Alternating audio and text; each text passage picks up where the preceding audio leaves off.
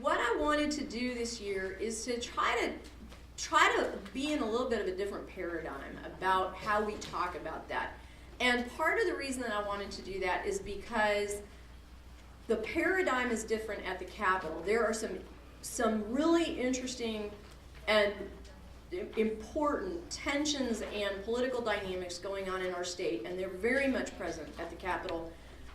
The other thing I want to talk about, though, is to go to this idea of beloved community. And I mean, I'm glad that you all enjoyed Cindy last night as much as I did. Oh yeah, she was fantastic as she always is, and I'm a little bit fearful of anybody having to go after her, and I'm sorry that it's me, but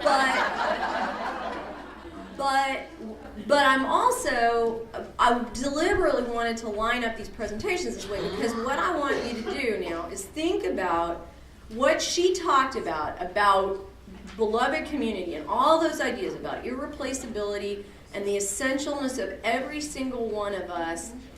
And now I want you to do a pretty difficult dive and translate that into what does that mean really for your concrete interactions as in the body politic? I mean, what does that mean to you as an individual going over to the Capitol and talking to probably some legislative staff person about something? And is there a way to understand those big theological ideas and internalize them and turn them into a 15-minute conversation with somebody you don't know? And I'm going to suggest to you that there is, and we're going to unpack that and kind of work through it. This is going to be one of those presentations where I'm not saying I want to hold questions till the end, but I'm saying I'm asking you the questions. I want us to have some conversation about these ideas, about beloved community.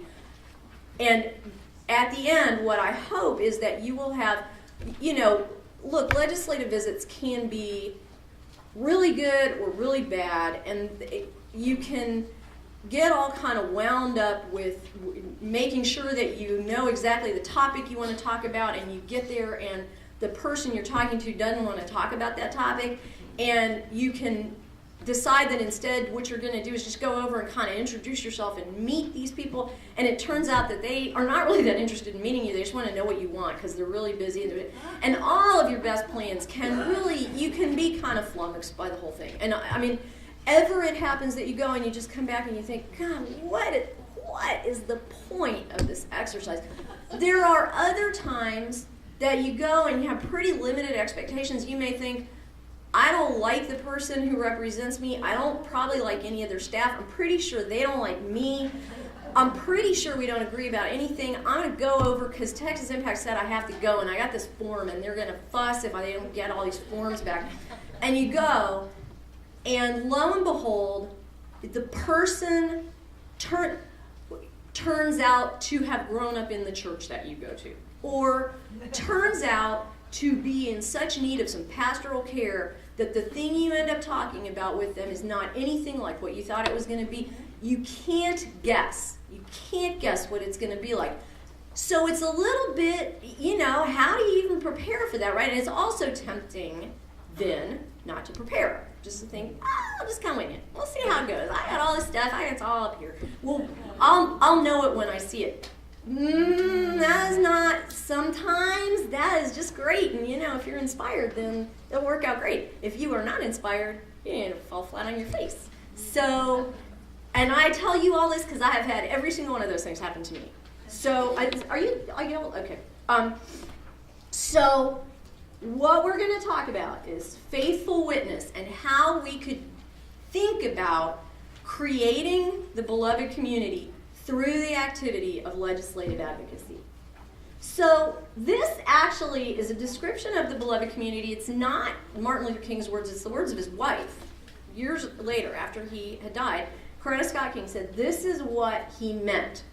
What do you mean by beloved community? What he meant was the kind of society in which every person is valued and where all conflicts are reconciled in a spirit of goodwill and mutual benefit. And what I want to say about that is it doesn't say there's not any conflict. That is really important to understand. This doesn't imply that we're going to get to some point when everybody agrees with everybody about every single thing and everybody always has everything they want all the time, whether they need it or not. That's not what this says. What it says is it's the way we're going to handle our conflicts. We're going to have conflicts. This is the way we're going to handle them. Public policy and legislation depend on the existence of conflict. Amen. If we didn't have any conflict, we wouldn't need to have a legislature. Because we'd never have any disagreements that needed to be mediated. We wouldn't need any laws. Everybody just always do the same thing whether there were laws or not. That is not the situation that we're in Texas.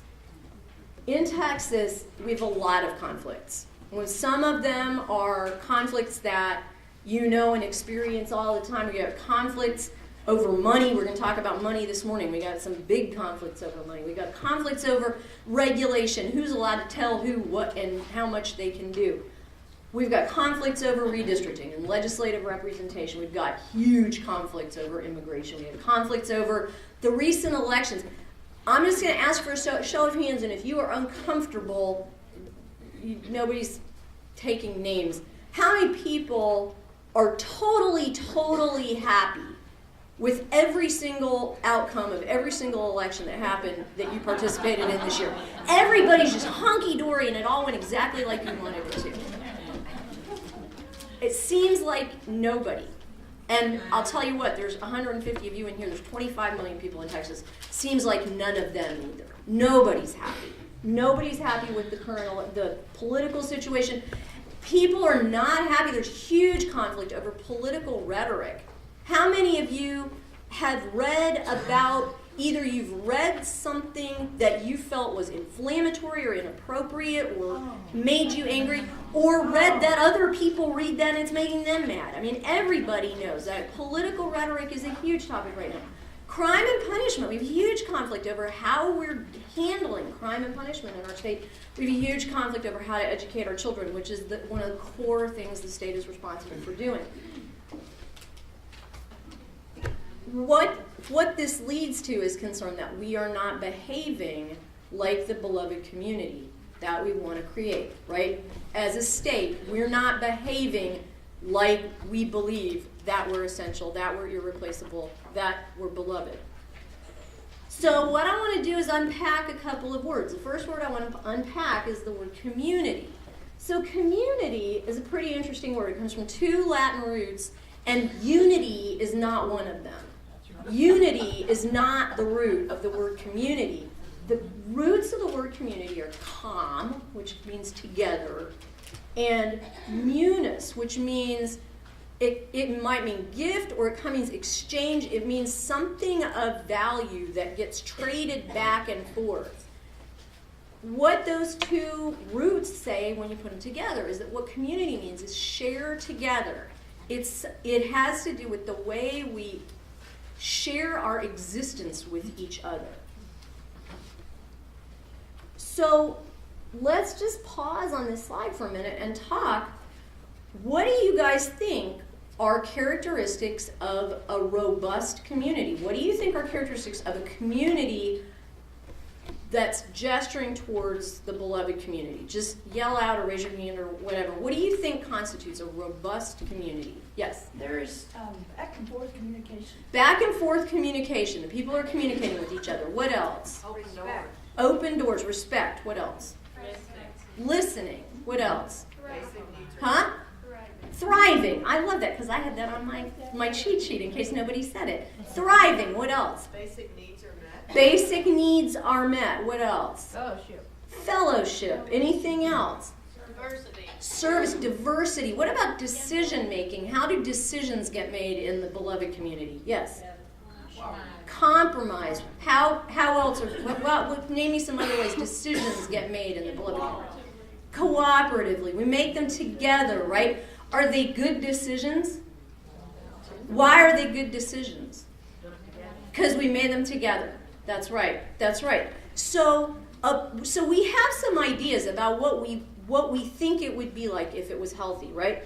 So what are some things that individual people and groups of people do to make that robust community? How do we interact with each other? What do you do as a person, and what kind of activities and behaviors do we do as small groups that build that community that has those characteristics? Invite people. You what? Invite. Invite people. What else? Respect each other. Respect each other. What else? Consider others. Consider others. Get educated. Get educated. Listen. Listen was on my cheat sheet too. That's right. We do things together, right? We be in relationship with each other. We deliberately put ourselves in the position of being together. What else? Look at the facts, study, reevaluate, get new information. Together, together, together. You get together with people who are not just exactly like you, and you study together, and you discuss together, and you worship together, and the last thing you said, you eat together, right? I mean, that food thing keeps coming up, right? We eat together. But, what's the one thing we all got to do, right? We all got to eat. Now, I want to move to the other side of the coin. What are some characteristics of a community that's not robust, that's weak, or that's broken? Boy, you just couldn't wait to start talking about it. Fear. Raise your hand if you said or thought fear as soon as I said that. Look at that. Fear. What else? Closed doors. Closed doors. Anger. What else? Closed minds. Fences. Divisiveness. Blaming. Does everybody have what they need? Disrespect. No, everybody doesn't have what they need. Disrespect. Me. Me. Greed. Greed. Closed-minded. How do decisions get made in that community? By the powerful. By the powerful. Everybody doesn't make the decisions together. What else? Secretly. Okay. What else? Arbitrarily. So what are some kind of behaviors that we do as individuals that contribute to that kind of community? Non-participation. Non-participation. Isolating ourselves. What else? Closed mind. Closed minds. What else? Hopeless. What else? Blaming. Apathy. Blaming. Yes. So those are the kinds of behaviors we do as individuals that break down the community. So now we got two ideas, right? We got the kind of community that is sounding to us like the beloved community, and a kind of community that is sounding to us not like the beloved community. We have some ideas about ways that we act as individuals that might cause us to move in one direction or another towards one of those kind of communities. Now let's talk about another word. Civility. How many people think they know what civility means? How many people think it means being polite? Right? I mean, polite. No. Civility is a really specific word it's a little bit like inconceivable or fabulous. It used to be pretty specific, and now it just means kind of whatever anybody wants. But what it really means is relating to citizens. What it means is behaving appropriately for a citizen. Civility means behaving the way a citizen of the Republic should behave. That's being civil. And Jane Addams, who you all know started Hull House, was a famous reformer, said it has to do with treating everyone else with respect, the respect of citizens, right? Mm-hmm. What do you think is the difference between community and civility? Civility is the way you behave as an individual. Community is what gets built if we behave not just civilly, Come together. yes, if we really love each other and act like we really love each other and act like we all really believe we're irreplaceable, then we build genuine community. But so before I move to the but, there's one other word I want to define, and that word is advocacy. So advocacy is an interesting word. And I looked up a lot of definitions for advocacy, and some of them immediately go to politics, and some of them are a little bit more general. Advocacy comes from the root vocare, and what it means is to call for help. So advocacy, finally, is not about political speech necessarily, or about public policy or it's about somebody needing help and someone responding to it and speaking on behalf. And one of the things that I read described it as a special kind of problem solving. And I thought that was such an interesting way to talk about it. It's a special kind of problem solving. If there's a problem, you could, you can fix it yourself, or you can go around it, or you can just be sorry and suffer with it, or you could advocate for a systems approach to fixing it, right? So it's a problem solving strategy. That's really important for you. When you go to the Capitol, it's really important to picture yourself as a problem solver. You are going to the Capitol to help solve a problem. And the problem is a public policy issue that you have identified that you think needs to be solved, or that someone has told you needs to be solved. But that's what you're doing. You're helping out. You're helping to solve a problem. The most important thing that if you took nothing else away from this whole thing, I think, I don't know, it's all really important. But the thing I want to say right this second is advocacy is always for. Nobody advocates against anything, right? You could argue against it, you could fight against it, but you can't advocate against it. You only can advocate for things. You've all done exercises in, let's think about passive voice for a second, one of my favorite topics. Everybody on my staff is cringing now, where this could go. You can phrase something in the passive voice, and then you can, all of you that are teachers, you all know that like one of the most important exercises you can do is to say, rephrase that in the active voice, right?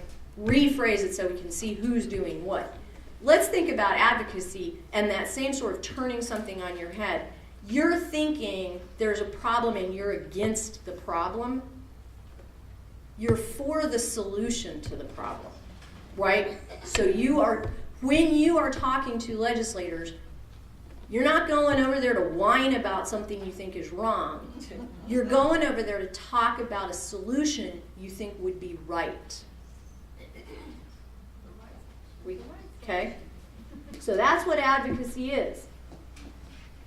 Here are some common misunderstandings about what legislative advocacy involves. And that face to me says what a lot of people think of when they think of successful advocacy. Getting what you want, winning your thing, making your case. Let's think about that. Getting what you want. So for me, the thing that I want, the thing that my client wants, that my community, my little town wants, the thing that my neighborhood wants, does that build the beloved community? To get my thing? No, to get our thing would build the beloved community. What about winning? I'm going to win over and against your interests. I'm going to beat you. Is that building the community? No. If we all together win, that builds the community. Making your case. Oh, that's a tempting one, right? You just need to successfully make the case. What happens when somebody makes a case? Is there any conversation that happens when people are making a case? No. Making the case is when you stand up. Do you ever have this conversation with your husband or your children or your friend and you say, no, now I'm going to talk. Now I'm going to talk. You talked and now I'm going to talk. I'm going to shut you down. And I'm going to talk until I'm done, and then I might let you rebut. Is that dialogue?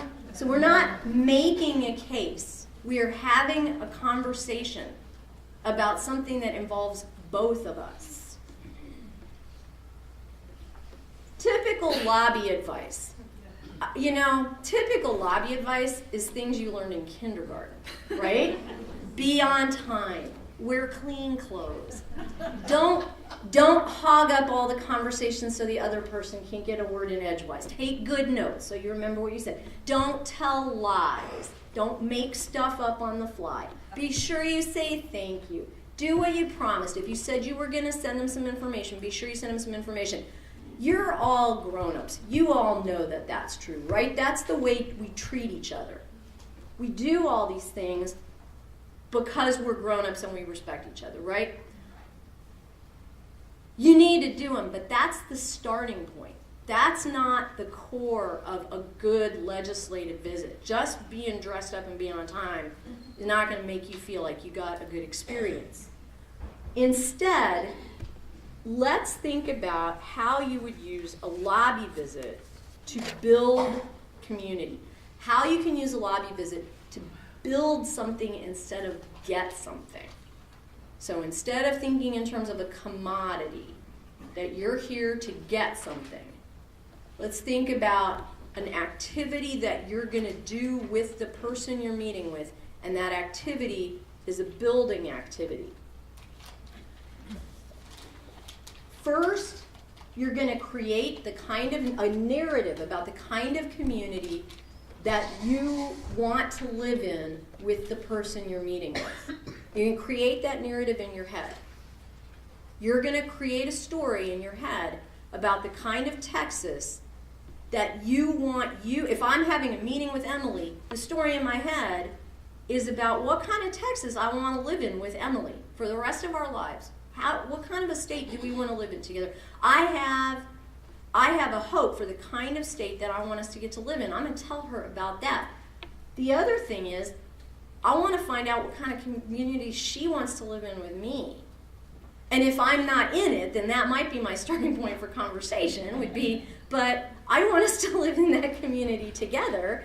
But it might be, if I listen to her, she may have some different ideas about what kind of community she wants us to live in, and they may just not be things that I thought of. I might say, the kind of community I want to live in with you is a community where everybody has everything they need, and we all share our things together. And what she may say to me is, I want to live in a community where my hard work is respected, and if I am able to do hard work and get stuff because of it, I want somebody to respect that I worked hard to get that stuff, and I don't want somebody to act like it doesn't mean anything and I should just give it away because everybody's important. Those are both important ideas, right? And I might have to say, well, yeah, I agree with that too, and I'm going to put myself in your shoes and say, I do agree with that. Now we got to think about, but I want to live in a community where everybody gets something. So how can we mediate the difference between those two ideas? Now we could maybe have a different conversation than if I come in and say, I think you need to raise taxes, and Emily says, I think I don't. I think they're too high already. So you want to think about and talk about what kind of community you want to live in. There is an idea about civil communication, and at the end of the little presentation here, I'm going to show you a couple of books that I think are really helpful. And there is a book called Dialogic Civility, and it is more than 10 years old, and it was way ahead of its time, and I think it was probably about 12 years ahead of its time, and now everybody needs to run out and buy it and read it as fast as they can. But the idea is we don't all share the same worldview. We don't all live in the same meta-narrative. Do you know what I mean? It's not just that we don't necessarily agree about whether we ought to have toll roads or not. We don't agree about what kind of world it is. We don't agree about what we'd like the state to look like in 50 years. We don't agree about big things. We need to commit to have civil dialogue about public policy. We need to commit that we know we don't always agree, and not just about minor stuff. We don't agree about big stuff, but we want to be together. We don't want to break up. We don't want to fragment it. We want the community of Texas to be the community of Texas, no matter how hard it is that we really disagree with each other. The second part of that is really commit, and so many people said it, we got to really commit to respecting each other's worldview. It's not just that I say, I know that we have different worldviews, and in my head, I'm okay with that because I know that mine is the right one. And I'm okay with you having your wrong one, and I'm willing to let you tell it to me because it's not going to bother me because I know that I have a better one than you. So just let me hear it, and then we'll get that out of the way, and then we can talk about my real right worldview. Is that a community strategy? What about the irreplaceability of every single person's worldview, even the ones you really, really don't like? Acknowledging the historical moment, and we're going to talk about the historical moment in a second, and describing how and why we hope the future can be better than the current historical moment. So let's talk about this idea of the historical moment. The historical moment, no, go back. I didn't do a slide on the historical moment. We're staying on this slide.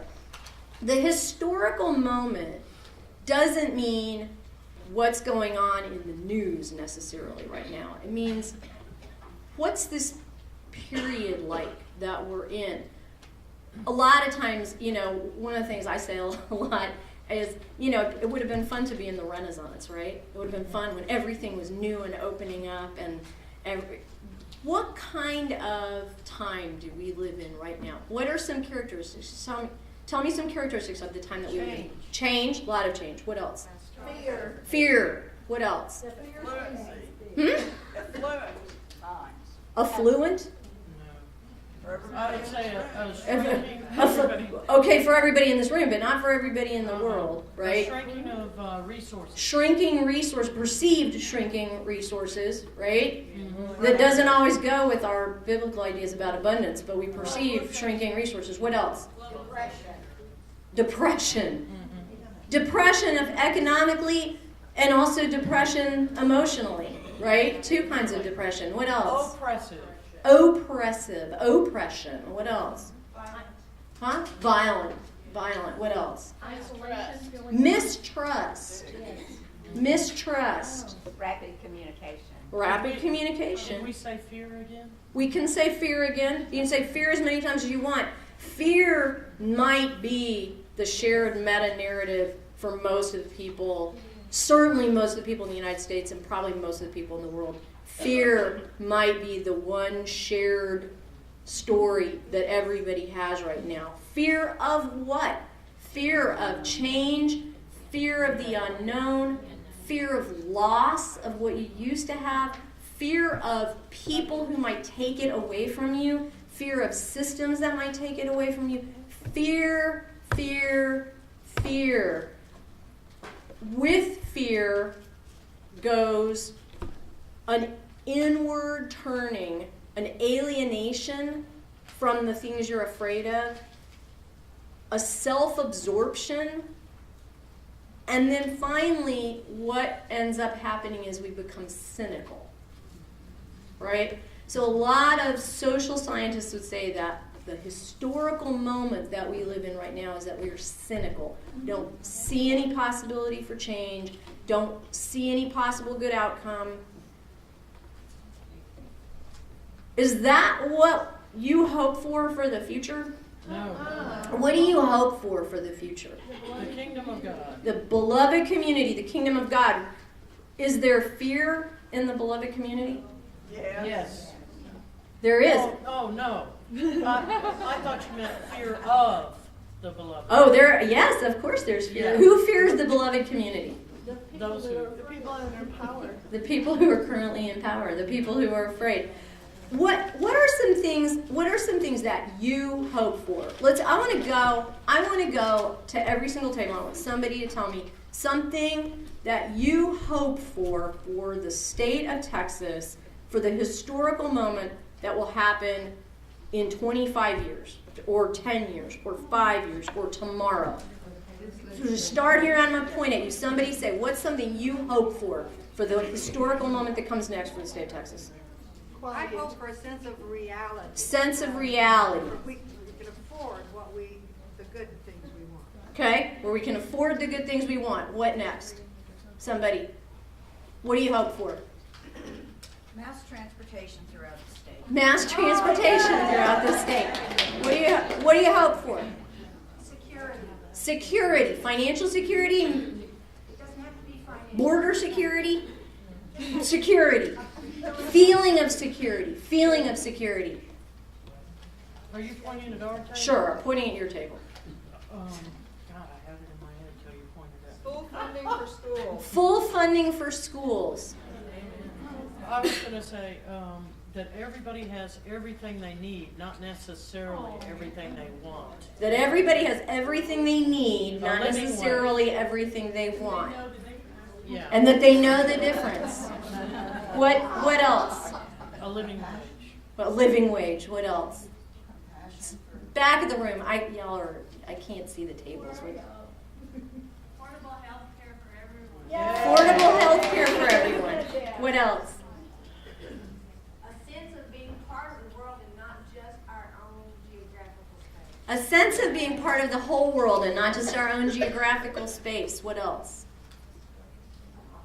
Yes. Love of those. I would hope that the business community at large, nationwide, which is basically right now men, would devote more time and money to education rather than football and all of the big sports.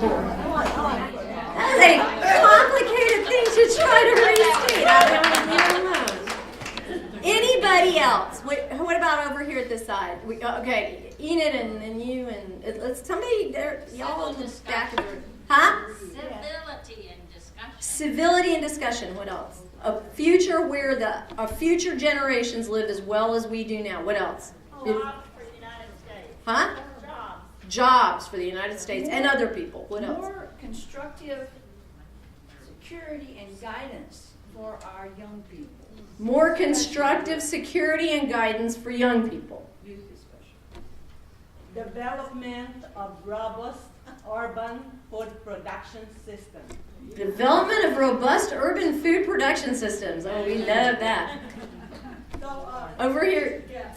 Huh? Education gaps. That's everybody's learning the same. Everybody's no education gaps. That's right. Okay, Martha, and your table. Commitment to care of our whole world, our Environment. Commitment to care of our whole world, to care of the environment. Yes. I was going to say 100% recycle. 100% recycling. A place for the oppressed, the abused, the disabled, and children. A place at the table. A place at the table for everyone.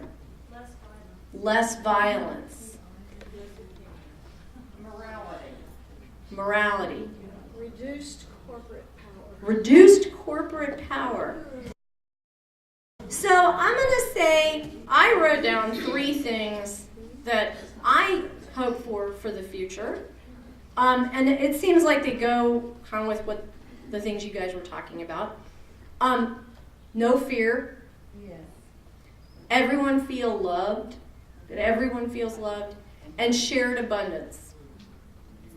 And I think that a lot of what we're talking about we can summarize with some big ideas, maybe not exactly those, but in your head you can figure out how to say those. So, how many of you have ever heard the term elevator speech? What do you think that means, an elevator speech? Joyce, what do you think elevator speech is? 40,000 foot view. The 40,000 foot view. What? You know why they call it an elevator speech? It means if you got on the elevator with a legislator, say you got on the ground, on the bottom floor of the extension with Senator Corona, and you had a chance to ride up to his office, and just the two of you, and you got to say anything you wanted to him, this is your moment. What would you say? And what you'd probably say is, Hi. Are you a senator? Well, this is my floor. But what you would like to say and what you wish you said as soon as you get off is, oh, I wanted to say, Senator Corona, I want a state where everyone has enough, and I want a state where everyone feels loved and nobody feels afraid. I want the legislature to work together to make that kind of a state, and I want to work with you. And Senator Corona would drop his teeth if any of you said that. But you can try. They're not just for elevators. You're going to go to these meetings tomorrow, and you have 100 different ways to get sucked into a conversation where at the end you're going to say, I never said the thing I really wanted to say. I never really said the thing that was in my heart. Saying elevator speech is a way of saying you practice. What's the thing that's in your heart? What do you really want to say? The thing that's in your heart, I know some of you want to say to me. The thing that's in my heart is I'm really mad. I'm really mad. I'm really mad about the budget. I'm mad about the elections. I don't feel proactive. I'm so negative. I just want to punch somebody. I'm so mad. I'm going to suggest that is not a productive elevator speech. And that's not what? That's not advocacy, right? That you can be just as mad as you want, but that is not problem solving. That is not problem solving. And I'll tell you what, if you are not part of the solution, you're part of the problem. That's right. When you go in legislators' offices, here's what they fear. They are afraid. Here's what they're afraid of. They're afraid you're coming with a wish list.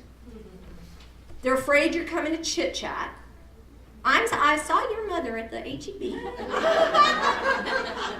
They're afraid you're going to ask for a constituent favor. I want a flag to fly with my child's name on it on such and such a date, and can you work that out for me? Or I want you to come talk to my group, or some other thing that they can't deal with right now. They're afraid that you're just going to rant, that you do just want to punch somebody, and it's maybe not even them, but they're going to be the one who ends up. They're afraid of the never-ending story, right? You're going to get there and you're just going to tell them everything you can think of until they can't stand it anymore and say, "Oh my goodness, this is time." That's what they're afraid of. What they don't expect, mostly, is that you are genuinely concerned for their feelings. They probably expect that you are genuinely concerned for what they say because they imagine that you want something from them. So you are, of course, going to be interested in whether they give it to you or not, the way a cashier in the store is interested in whether you give them the money or not. But they are not interested, they don't think that you are going to be interested in their feelings, what kind of a person they really are, whether they are a legislator or especially if they are a staff person. They don't expect that you are coming with a really positive approach to areas where you differ. Some of you are going to go see people who you know have really different opinions from you on really big issues. Immigration might be one, where some of you are going to go and you know that there is tension. Nobody in that building is expecting anybody in this session to come over and say, I want to hear what you think about it. I want you to talk to me about how you feel about this issue before I tell you what I think. I'd like to hear before I talk. The person that you're visiting may know you as an opponent. Some of you have worked for a person who ran against or worked on a campaign for somebody who ran against the office that you're in. They may know you as somebody who's a longtime supporter of the person they just beat. They may know you as somebody who they are opponents of in the community, back in your local community. You may not agree with each other. They might have started their job last week. They may not know you or anybody else, and they may not understand how to file bills. I mean, they may be really in over their heads. You can't talk about everything. You're going to hear all this stuff today. You're going to hear about all these issues, and you're going to feel full. You're going to feel like it's just coming out like you can't stop it. And you came here with issues already. You came here with things you were concerned about. And this is now just going to add. And you're just going to be so full of content. And it's going to be so good. You're just going to feel like I know so much and I have so many things to offer this process. And Cindy told me that I was irreplaceable. And so if I don't offer them all, the process will suffer. So it is really important for me to tell you everything I know about everything. Nobody can really handle that. And that's also not a really good way to build community either, is it? To sort of give everybody more than they can handle. What you can do is decide a couple of things that you want to talk about. One or two issues. that you want to talk about. And if you're going in a group, you probably want to talk about 1 or 2, maybe 3. If there's 3 people going, you can maybe each take one if they're not all of them the state budget and would take 10 hours to talk about. But you would pick one thing and decide how you're going to talk about that one thing in a community building way, right? You're going to think about, for that one issue, how are you going to be able to talk about that issue in a civil dialogue that is going to build the beloved community, even if you're not going to get what you want. That person is not going to change their mind. They are not going to do what you want them to. They don't want to hear you make your case. They already know your case. They can make your case better than you can because they've heard it 100 times. None of that. How are you going to have a conversation with them about that issue that is going to build the community that we all live in together? I'm going to say, I live here too. How are you going to have that community in a way that's going to build the community of Texas for the little Moorheads and for Emily Shelton and for all of your grandchildren and all of your children? How are you going to build a community for all 25 million of us in that one 10, 15-minute tops conversation that you get to have with one little person who is no more or less irreplaceable than you, who happens to be in a position that we refer to as a position of temporary assumed power. That means they're only in power because we all agreed they could be. We all said, it's your turn. You get to be there this time. Sometime maybe I'll get to be there. Sometime Emily will get to be there. Sometime one of y'all will get to be there. And when you are, and that person comes to you, you're going to have a community that you're happy to live in with them. That is the most important thing. The last thing I want to talk about, and before you go off this slide, so these are ideas, so I thought, well, how can you do that really, though? I mean, if you really got on that elevator, what could you really say except, are you really a senator? Which I really said to somebody the other day. And interestingly, somebody really said it to Josh, too. Of course, he had to say no. But these are some things I think, these are ways to start your thinking, right? Senator Corona, it's so nice to get to meet you. You know what I think would be great for Texas? I think it would be great for Texas if I want to encourage you. You had a hard job, Senator. I keep picking on Senator Corona. He's not coming to see you today. He's not one of the ones. Maybe that's why. Governor Perry, it would be great for Texas if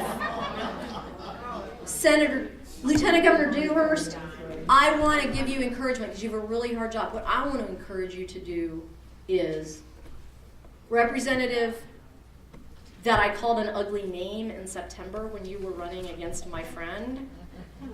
What I really hope for this session, I want to congratulate you that you won. And I want to say, we've had our differences, but we're in this together. I'm with you. I want to work with you too. I want to work with you to do something that's going to make the beloved community real in Texas. I'm proud of Texas when, what are we proud of Texas? I mean, when does Texas make you proud? Think about that. Everybody goes to their legislator and say, I was ashamed of Texas when we were last in children's health, and when we were last in feeding people, and we were last in putting people in prison, and we were good, first on all the bad stuff and last on all the good stuff. When were you proud of Texas? Because those guys, how many of you were teachers or are teachers? How well does it work when you stand up in front of your class and everything you start with is, well, you got this one, this one, this one, this one wrong. What do you start with? You start with, all right, well, you got this one, this one, this one right. So we got something to go with, right? Okay.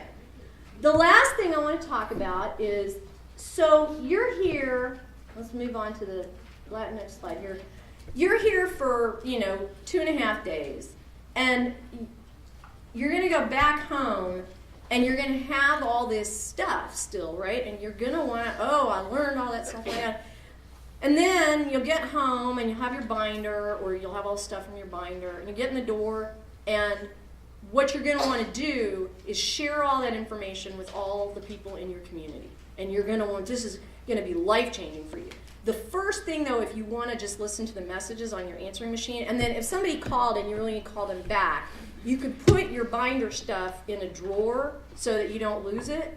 And then after you call that person back, maybe just check the mail and get dinner started. And then if you have a chance in the evening, or if not, maybe a different night that week, or maybe in a couple weeks, you can go back to that binder stuff. And some of it you may be able to remember what it was about, and some of it some of you may want to go to the website, and then you won't really remember which PowerPoint it was, but it was really good.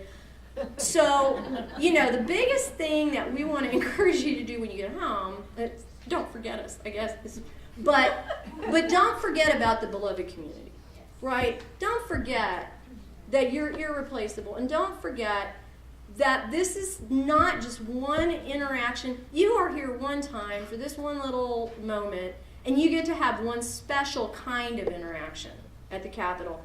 But legislative advocacy is not going to the Capitol and buying a thing in the gift shop and meeting with a legislator and getting your picture taken.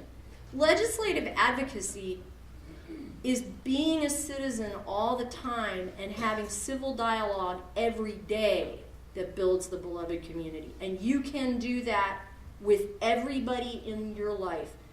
You can create the space for dialogue in your congregation.